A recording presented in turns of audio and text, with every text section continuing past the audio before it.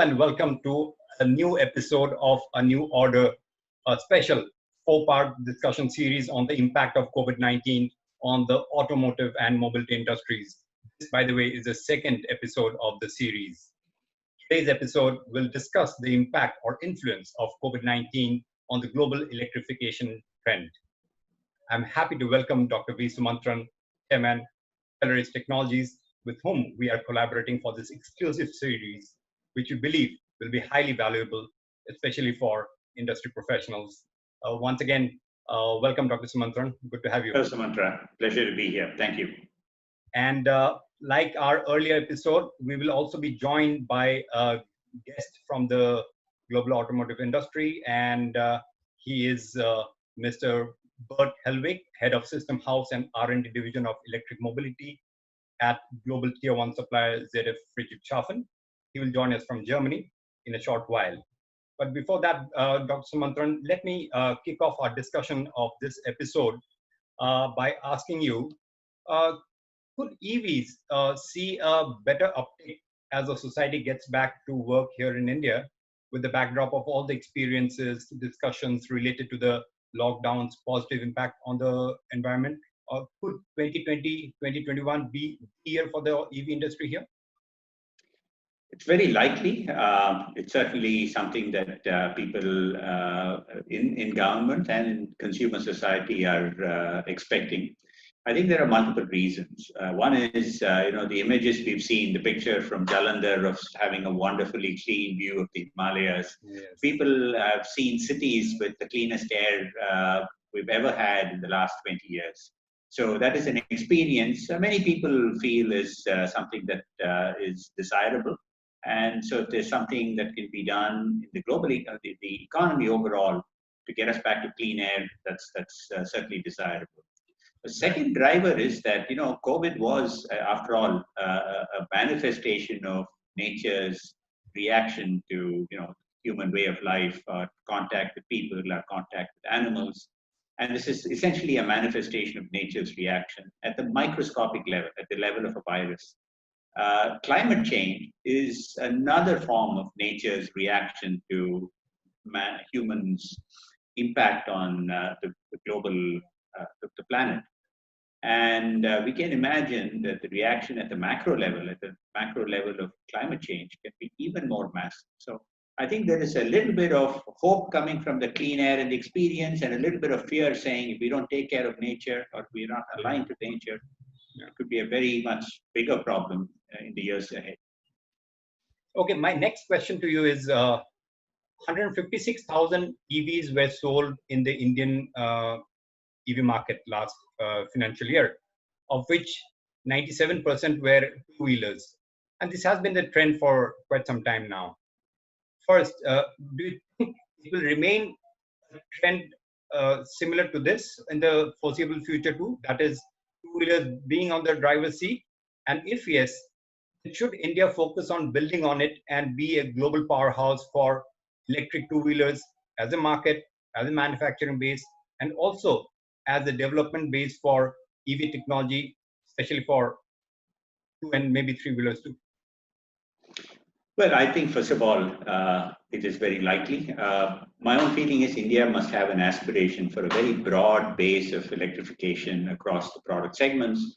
But having said that, you make a very important point, which is, if you take a look at our current industry, a very large fraction, we make 23 to 25 million two-wheelers every year, which is by far a very, very large economic value component of our entire automotive industry. So they've been an important component. And going towards electrification, it is very likely that same importance will be assigned to the very light and the two-wheeler space. In fact, it's reflected in the policy that the government of India has taken, which is, when we look at the FAME 2 incentives and the FAME 2 direction, we see that the government of India has already prioritized electrification, acceleration of electrification at the very light end, at two-wheelers and three-wheelers, and at the mass transit and public transit applications, particularly for urban mobility. So it is likely that there will be greater emphasis here. To the second part of your question, in many ways, the two-wheeler industry has done India proud. I think they've achieved global scale. They've achieved this unique combination of quality and low cost at the same time. This is something the Japanese used to do very well. And I think kudos to our Indian two-wheeler industry. They've managed to, nail this formula.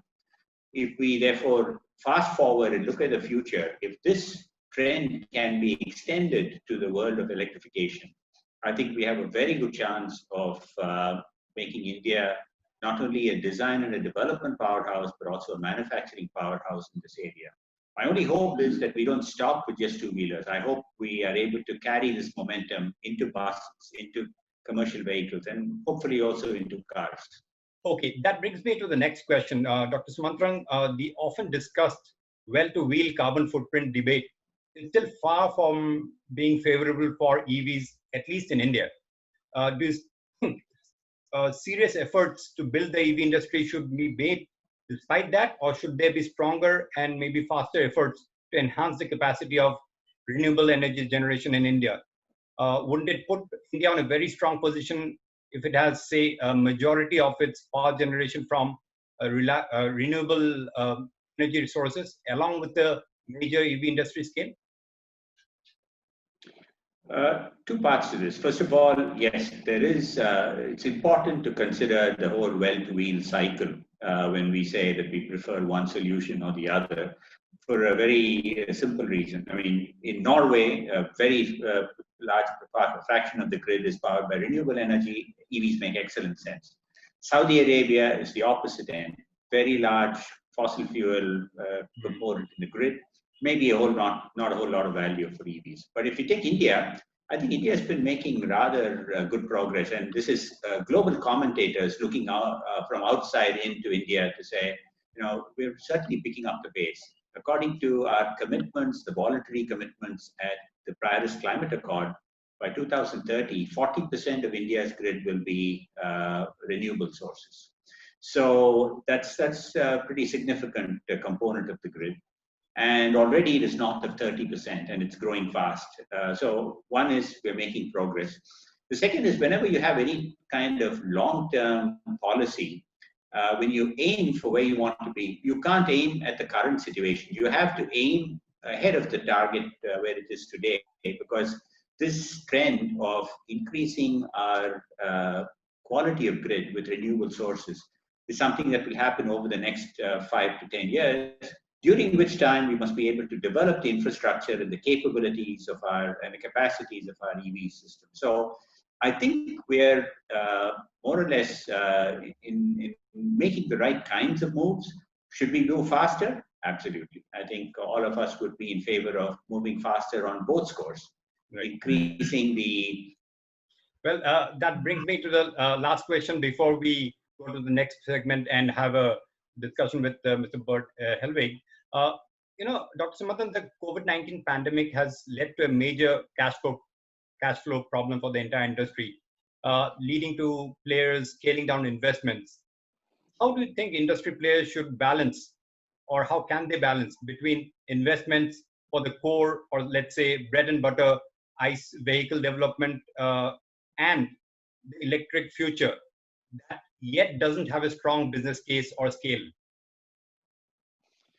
Again, this question leads to the challenge that all leadership in business and industries face.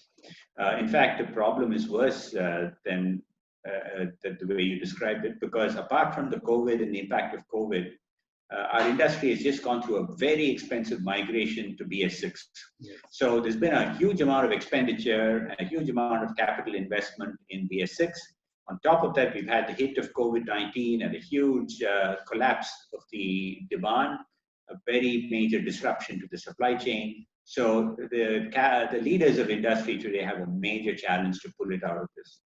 Now, the question as to whether industries can make a choice as to investing for today and getting out of the problem, or investing for tomorrow, well, frankly, it is a choice, because at the end of the day, resources are not unlimited. One has to allocate resources that is accessible to the organization or that industry, and make choices as to where you would make your proportional allocation of investment. But having said that, it's like life. We have to prepare and we have to survive for the short term. Companies have to remain viable, and they have to emerge out of COVID with the supply chains, the operations, the customers, and the dealer network intact. And at the same time, they also have to be prepared for the way industry will change tomorrow. So unfortunately, life doesn't give you easy choices, and there will be tough choices that industry leaders and policymakers will have to make. But it's difficult to say, should you invest for tomorrow or should you invest for today? The answer really is we'll have to judicially balance the mix of investment for today and tomorrow. So thank you very much, Dr. Sumantran. On that note, we end the first segment, and we will have another discussion with Bert Hellwig of Friedrichshafen.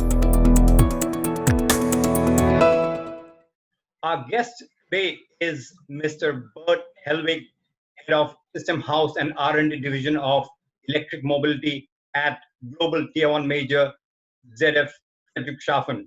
And he joins us from the headquarters at Friedrichshafen in Germany. So Bert, welcome to this show, and it's a pleasure to have you with us. Yeah, thank you, and hello from my side. Great, and let's start off this discussion with you with a question that this whole lockdown period during these pandemic times has also had a positive impact on the environment. The air has cleared up in most cities, and it has also become a talking point among citizens and consumers. So my question to you is, how much of it could influence the EV industry going forward? Yeah, I think it's a time period where people think about and they see what is how positive it can be, the clean environment. And I would assume that with this will boost also some climate issues, even if at the moment with small budgets, losing money for sure in the short term, everybody has to look on his money. So investing a lot is not so good, but on the long term, I think the impact will be that climate will be the next discussion again as soon as the short crisis is over. Yeah. Right, Dr. Sumantran, you had some questions for Bert? Yeah, I think it's a nice lead-in from the earlier question. Of course, people were always concerned as to whether for an economy and an industry coming out of such a deep recession, whether there will be the motivation to invest in things like electric vehicles. And secondly, even for countries to tune their policies. We've seen in the US, actually, there has been a scaling back of emission requirements and fuel economy targets. Yeah. It's very interesting to see that Chancellor Merkel has really stepped out to be in support of initiatives to address climate change, particularly on this ruling about the incentives in electric vehicles. I suppose this is a big positive for the e-mobility division of ZF. Yes, we expect that the e-mobility will even increase after the crisis, because now, there is a crisis, there's a lot of push from the government also to bring the economy back to normal work. But they say, okay, as we had a discussion about the climate before, then they will push to take the chance with this money to switch to a green economy. Yeah? And this will for sure boost electric vehicles and electrification to come to a CO neutral transportation in future. But on the same topic of investment, one of the challenges we have seen even before COVID was that companies were beginning to kind of be apprehensive about the amount of investment they're going to allocate for electrification, shared mobility, connectivity, and so on. Now, after COVID, when investment's going to become very much more precious, will we see more of these kinds of collaborations and partnerships? We've already seen Volkswagen and Ford get together. We've seen GM and Honda get together. Is this going to be a further trigger to saying, we need more partnering because the cost of this kind of investment is going to be huge? Yes, I think there's no doubt that they need to invest in this new technology. So on the one side, the pressure is as high as before, but they have less money. So they need to invest in green technology with lower budgets. And this leads to only doing this or spending the money which is absolutely necessary. And therefore, political thinkings or some stomach feelings regarding competitors, they are away. It's about the money, and if it's cheaper to spend to bring two budgets together in a cooperation, they will do, because they are there's a stronger push to do cooperations, yeah, to save some investment money. Another trend that's of interest looking beyond, it's not necessarily a COVID issue, but overall an industry issue. Yeah. Over the last 20 to 30 years, we've seen OEMs reduce the value addition inside the OEM and send more work out to tier one. Yeah. With electrification, it is very likely that large chunks of the powertrain, motor controller, battery controller, could all go outside the perimeter of the OEM. Do you see this as a pivotal change when more value gets pushed out of OEMs to tier ones with the onset of electrification? Yeah, it depends. On the one side, the OEMs, for sure, they lose something when they do not produce combustion engines anymore. And they need to keep their workforce and keep them busy. And therefore, this will be a trend to produce in-house. On the other side, to be honest, electric driveline is nothing which influences the customer behavior, the end customer behavior so much. So it's not this differentiator in the vehicle if this is an electric motor from OEM 1 or from OEM 2. And therefore, in this period where the budgets are cut, they have to think very, they have to think about if it's really necessary to invest in technologies which do not differentiate towards the end customer. Or is it better to save the money, give this to tier ones, and save the money to invest in connectivity, interior, which is much more influencing end customer behavior. And therefore, you have these two trends. And I think at the end, the money saving, the investment saving at the OEMs will dominate. I've got one question, and then I'm going to turn it back to Sumantran. One last question. The other major outcome of COVID, also building up from before, but now accentuated, is this whole geopolitical stress and the concern about China sourcing, not just from a logistic and a supply chain complication, but also related to geopolitical tensions. On the one hand, China has really stepped forward to become a very major component and system supplier in electric vehicles. Do you see that this new climate, the geopolitical climate and the sourcing challenge will have an influence in how OEMs will look at China sourcing? Yeah, it could be, but when we look at ZF, for example, we have since longer time the strategy to produce local for local.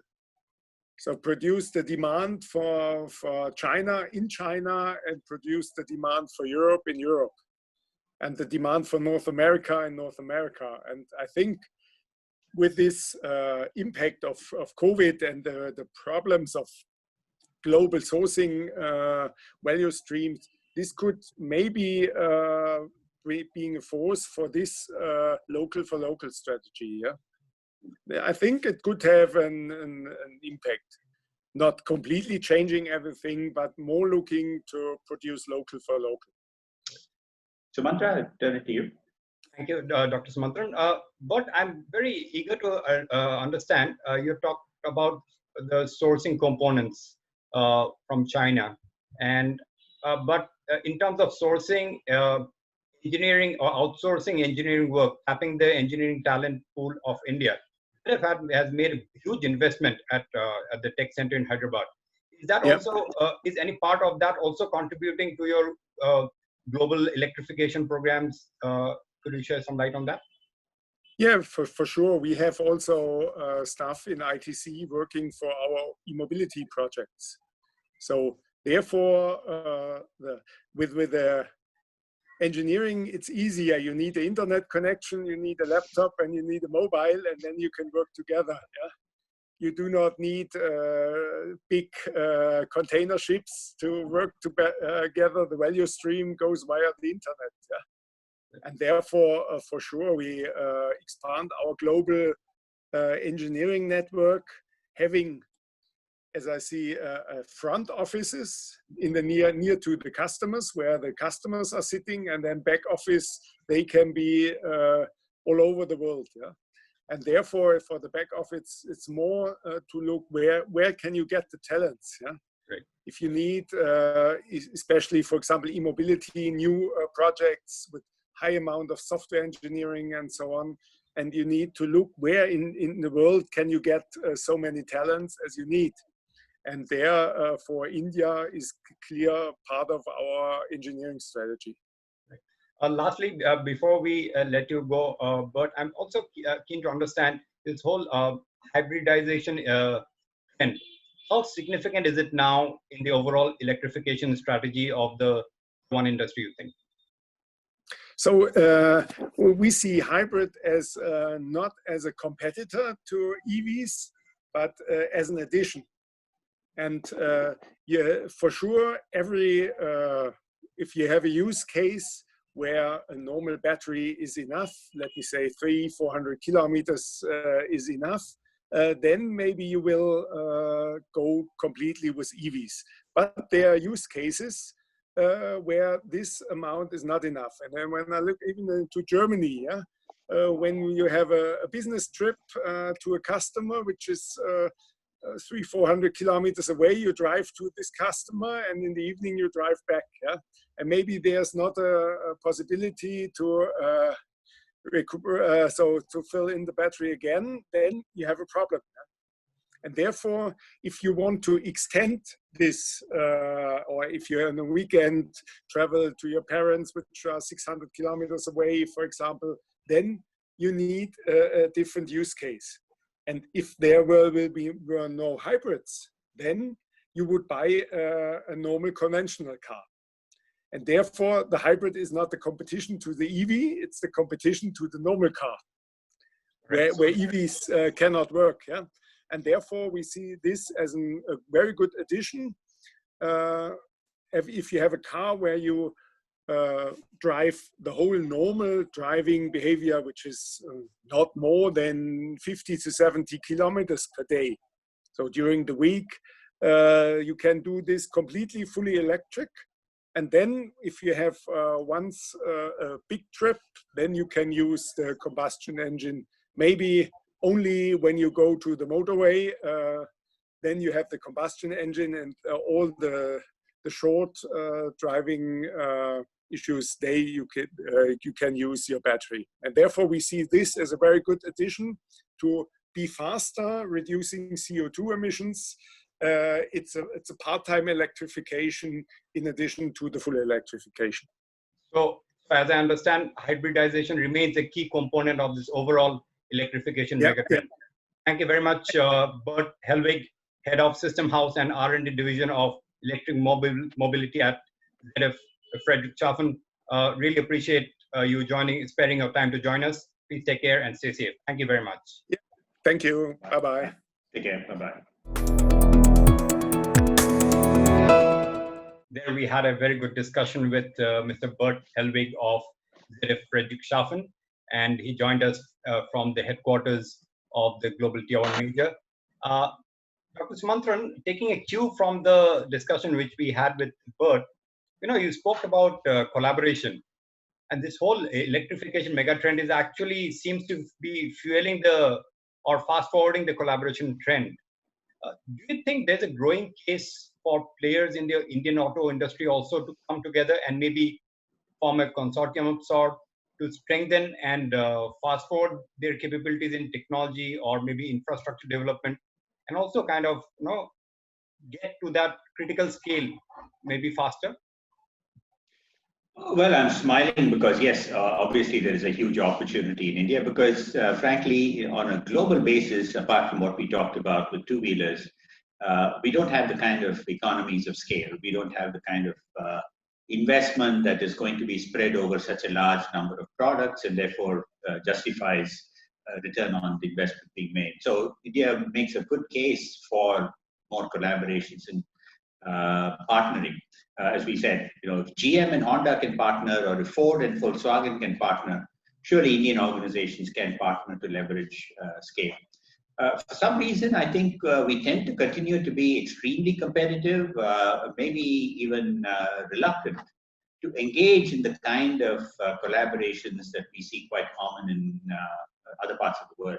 In fact, Indian organizations are more easily prepared to collaborate with a foreign partner, and yet find it very difficult to collaborate with one another, even if it's on common investment for a complementary set of products or capabilities. So I hope that one thing that comes out of this is seeing the lessons learned from global practice, that we will see more Indian organizations willing to share investment and pool their resources together to make progress here. Certainly in commercial vehicles, it makes a lot of sense, and to some extent in passenger cars as well.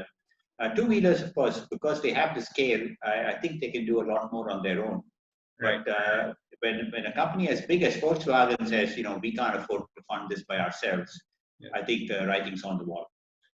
So how could those hurdles which come on the way for collaboration at the back end, how could those be overcome in the Indian context, you think?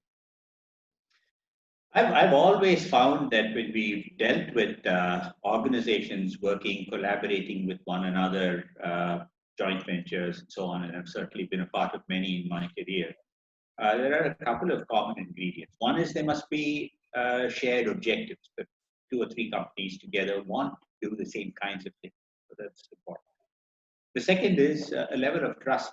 I think that there must be a willingness on all parties to come forward to trust each other and live up to the trust in working through those arrangements. Lastly, I think any collaboration, even whether it's human or organizational collaboration, calls for a lot of self-confidence. If one is insecure, collaborations are more difficult to achieve. If one is self-confident, it's easier to trust somebody and do something together. So these are all ingredients that are much needed for us to be able to successfully and effectively leverage partnering and collaboration. Right. We spoke about technology, and battery prices or battery chemistry could see a lot more changes in the coming months and years. In such a scenario, how can or how should India make efforts to tap its strong engineering pool to develop solutions, some of which could perhaps be game changers, and while being frugal also? We have heard that famous term, frugal engineering, kind of connected with Indian engineers. For example, let's say, motors, EV motors which are free of rare earth materials. Good point. I think the road ahead is going to be defined by a number of things. One is it's going to be defined by our access to and affordable access to a number of crucial materials. We've talked about cobalt, we've talked about nickel, we've talked about lithium, a whole range of, and then rare earth metals, as you said, for motors and so on. The second is to manage with the right combination of materials, whether it's these expensive materials or more affordable substitutes, and to engineer the kind of products that are far more affordable, practical, viable for a wide range of applications. Some of these things are extremely scale and capital intensive. Making cells, for example, battery cells, is extremely scale and investment intensive. You need access to huge amounts of raw materials, and China has done this, reaching out to sources in the Congo, in parts of Africa, in parts of South America, where they have large deposits of these kinds of materials. But India also has, and by the way, we should be doing that. And I know that there are initiatives in the country, R&D initiatives, to find suitable alternatives for some of these extremely hard to find or expensive rare earth metals, to prepare kind of local sources out of alternative materials. But on top of this, yes, I think the Indian engineering talent pool has proven time again that they are capable of very intuitive and innovative engineering, particularly innovation around cost. And we're finding this in many cases. Today, for instance, battery packs. We're seeing a number of entities making very innovative, very cost-effective battery packs, far better than many of the cheaper products that come in from China, and at the same time, affordable, not as expensive as products coming in from Europe or South Korea. So this is something that we have to further encourage and develop. And this extends into motors, motor controllers, battery controllers, and a lot of systems where there is a combination of hardware and software. And I think these are domains that India and Indian talent can excel in. And I think, I hope that we're able to make a very big global platform to say, for EVs of anywhere in the world, there's a lot of it that's, like Intel inside, there's India inside, or Indian engineering inside. A lot of possibilities there. Before we end the discussion on this episode, Dr. Sumantran, I would like to get your thoughts on how India should design its support programs for the EV industry. I was just analyzing the serious effort to build an Indian EV industry started with the NEMMP, National Electric Mobility Mission Plan in 2010, and it was followed by the FAME scheme about 5 years earlier. They haven't quite achieved their goals for whatever reasons. So do you think, therefore, should there be a change in the formulation of the government support programs? For example, let's say, should there be a high decibel incentive program, but short term, to build the much needed scale, and after which the industry can maybe kind of propel itself on its own momentum gradually? What are your thoughts? Policy making to accelerate electrification of the auto industry in any country is a very complex task. And I think in India, we are having to work around a number of these either objectives or constraints. What are they? For instance, we want a set of policies that will encourage the adoption of electrification, but at the same time preserve this whole concept of Make in India. So just throwing open the door and saying anybody can come in and do anything doesn't serve the purpose. We want to actually build an Indian industry where there's a lot of jobs created. We in India, we missed the bus with the internal combustion engine at the turn of the century. We were a British colony. Much of our engineering in that domain didn't even start till the 50s and 60s. With electrification, we can't give up that we can't acquire that handicap. We are in at the ground floor.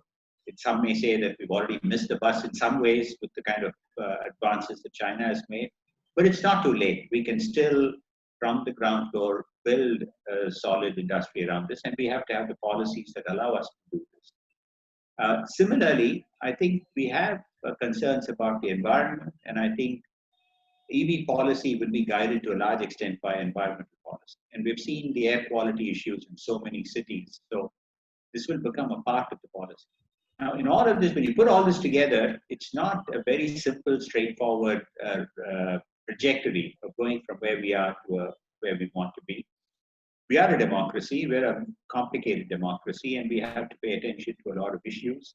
And perhaps there has also been, in some cases, non-consistent or non-uniform thinking in what we want to do. Fortunately, with FAME 2, the revisions that have been made, I think the policies have been tightened somewhat. And as a result, I hope that this then gives us the kind of foothold on which to build an electric vehicle industry. There's a lot more to be done. And again, like the earlier point, could we have done something better? Quite likely. Could we have moved faster? Very likely.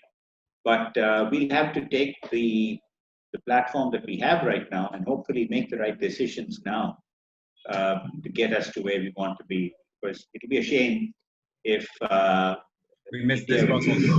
Exactly. We're an independent country. We've got a lot of resources. We can't miss this process. We have to be among the world leaders in whatever form of electrification.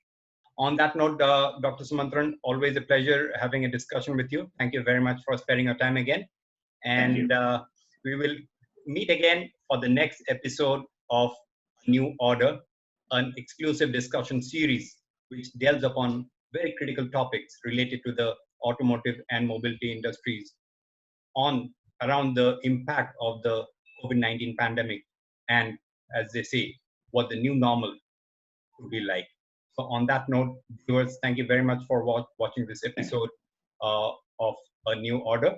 And Dr. Sumantran, thank you very much once again. Pleasure to be here. Thank you.